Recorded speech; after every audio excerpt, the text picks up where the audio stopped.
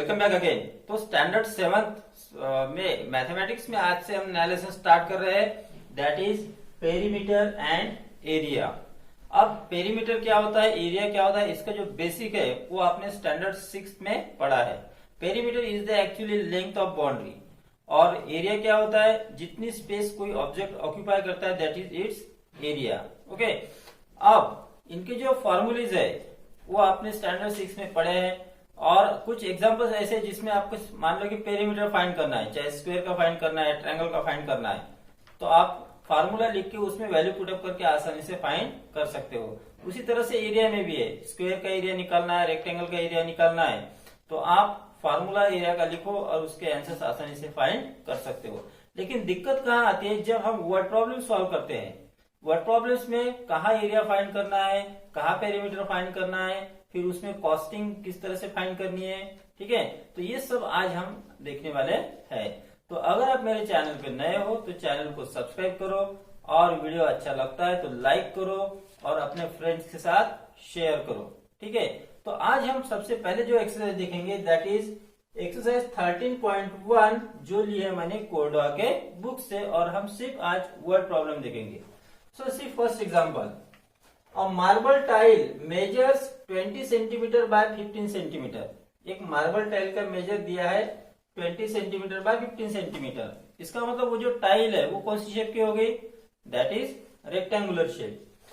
How many tiles will be required to cover a wall size 5 metre by 3 metre. तो ये wall के ऊपर हमें वो टाइल्स लगवाने हैं और वॉल का जो डायमेंशन है वो 5 मीटर बाय 3 मीटर है, यानी लेंथ हो गई 5 मीटर, ब्रेड्थ हो गई 3 मीटर। तो कितने टाइल्स हमें लगेंगे ये हमें फाइंड करना है। तो नंबर ऑफ टाइल्स फाइंड करने के लिए हमें वॉल के एरिया को टाइल के एरिया से डिवाइड करना है। लेकिन यहाँ पे आप देखो कि इनकी जो यूनिट्स है वो सेम नहीं है, तो हमें यूनिट भी सेम करने होंगे। तो हमेशा ग्रेटर यूनिट को स्मॉलर यूनिट में कन्वर्ट करना है, ठीक है। So first we will find area of tiles find करो, फिर एरिया ऑफ वॉल फाइंड करो और फिर एरिया ऑफ वॉल को एरिया ऑफ टाइल से आप डिवाइड कर लो। Okay, so first we will write here length of tile, ठीक है। So length of tile is equal to कितनी दी है हमें, that is 20 centimetre. Then breadth of tile is equal to breadth of tile that is equal to 15 centimeter. Therefore, we will find area of tile. One tile का area find करेंगे। तो you know that length into breadth is the formula of area of rectangle, और tile rectangular shape की है क्योंकि length और breadth different है। So put value now here, 20 multiply 15 and 15 to the 30, एक जीरो लगा दो। अब यहाँ यूनिट कौन सा आएगा, देखो लेंथ और ब्रेड का मेजर सेंटीमीटर में है तो एरिया का मेजर आएगा स्क्वायर सेंटीमीटर। अब इसी तरह से हमें जो रूम है उसका एरिया फाइंड करना है। So will write here length of room, फिर length of wall, length of wall is equal to 5 metre and breadth of wall is equal to 3 metre is given. We will find area of wall. Area of wall. अब wall भी कौन सी shape की है, वो भी rectangular shape की है। So we write here length multiply breadth that is equal to 5 multiply 3 is equal to 15 square meter। अब यहाँ पे ध्यान देना है, वॉल का लेंथ और ब्रेड्थ का यूनिट मीटर है, इसलिए एरिया का यूनिट स्क्वायर मीटर आ गया। अब आप देखो कि 1 मीटर इज इक्वल टू होता है 100 centimetre. Therefore 1 metre square is equal to क्या हो जाएगा, 100 सेंटीमीटर स्क्वायर हो जाएगा। और 100 का स्क्वायर यानी 100 को 100 से मल्टीप्लाई करो, यानी 1 के सामने 4 जीरो लगा दो, सेंटीमीटर स्क्वायर, यानी 1 मीटर स्क्वायर होता है 10,000 centimetre square. So 15 square metre का क्या होगा, 15 into 10,000 square centimetre that is equal to 15 के सामने 4 जीरो लगा, 1 2 3 4 square centimetre. Now we will find therefore number of tiles is equal to number of tiles is equal to area of wall upon area of tile. Wall के area को tile के area से divide करो। Area of wall is 15, उसके सामने 40, 1 2 3 4, और tile का area है 300। सी एफ 20 गेट कैंसल, 3 से डिवाइड करो, 3 5 जा 15, 2 0 लगा दो, तो नंबर ऑफ टाइल्स कितने लगेंगे? 500। Therefore you can write last answer, therefore 500 tiles will be required to cover a wall। ठीक है, इस तरह से हम एग्जाम्पल सॉल्व कर सकते हैं। Next we will see question number 4। A room is 10 meter long, 6 meter wide and 4.2 meter high। तो रूम की हमें लेंथ, ब्रेथ और हाइट दी है। One door is 2.5 metre, 1.5 metre and, अब यहाँ पे देखो उस रूम में एक डोर है, मान लो कि ये एक रूम है इस तरह से, ठीक है। अब इस रूम में यहाँ पे एक हो गया एक डोर, ओके। ये डोर का हमें डायमेंशन दिया है। अब इस डायमेंशन है 1.5 और 1 metre, sorry 2.5 and 1.5, 2.5 and 1.5 metre का इसका डायमेंशन है। And one window of dimension, अब इसमें एक हमें विंडो भी दी है, ठीक है। तो विंडो यहाँ पर हम दिखा देते हैं इस तरह से, मान लो ये एक इस तरह से विंडो है, और इस विंडो का डायमेंशन दिया है 1.5 एंड 1। सो इसका हम डायमेंशन यहाँ लिख लेते हैं 1.5 एंड 1। आगे देखो, find the cost of white washing the walls at ₹2.5 per square metre. अब रूम को कितने वॉल होते हैं? तो रूम को 4 वॉल्स होते हैं, लेकिन वो 4 वॉल्स में से हमें ये जो डोर है और ये जो है विंडो, इसका एरिया हमें कम करना होगा, क्योंकि डोर और विंडो को तो हम व्हाइट वॉश नहीं करने वाले हैं। तो हमें सबसे पहले क्या करना है, यहाँ पे इस रूम की हमें पूरा एरिया फाइंड करना है, area of room. Area of room find करना मतलब जो 4 वॉल है और फिर उसका जो रूफ है उसका भी हमें एरिया फाइंड करना है।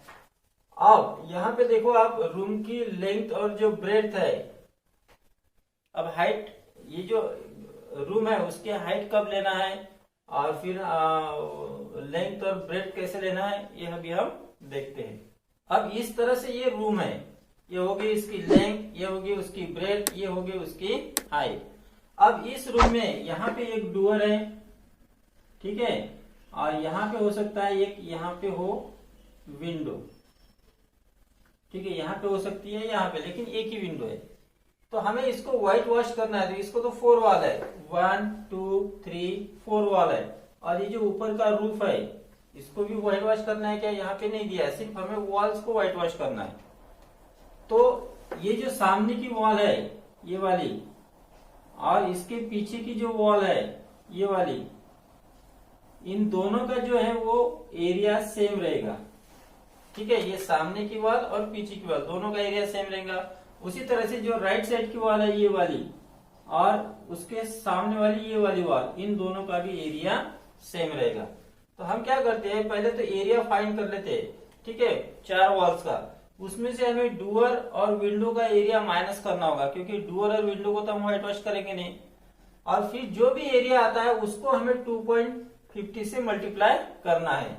तो सबसे पहले आप देखो यहाँ पे, area of 4 walls equal to area of 4 walls equal to 2 multiply, क्योंकि ये इस वॉल का जितना एरिया उतना ही उसके पीछे की वॉल का एरिया है, इसलिए हमें 2 से उसको मल्टीप्लाई करना है।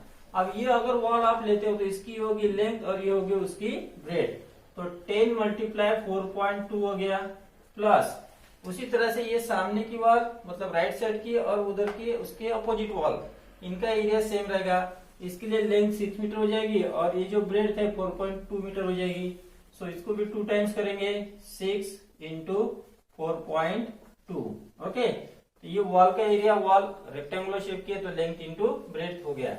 अब इन दोनों में से 2 कॉमन निकालो, सो यू विल गेट हियर और इन दोनों की मल्टीप्लीकेशन और इन दोनों की मल्टीप्लीकेशन यहाँ लिखेंगे। सो you will get here 42 plus यहाँ पे मल्टीप्लाई करो 6 2 12 2 कैरी 1 6 4 24 और 1 25 तो 25.2 आ गया।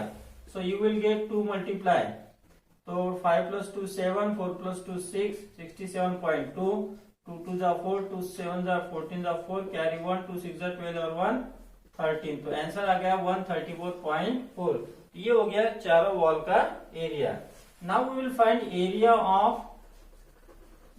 Of door equal to door का एरिया कितना है। यहाँ पे देखो उसकी लेंथ डायमेंशन दिया है 2.5 और 1.5 तो लेंथ इंटू ब्रेड मतलब 2.5 into 1.5 15 5 75 carry 7 30 37 decimal point 2 digit के बाद तो स्क्वायर मीटर। यहाँ पर भी एरिया हो गया स्क्वायर मीटर।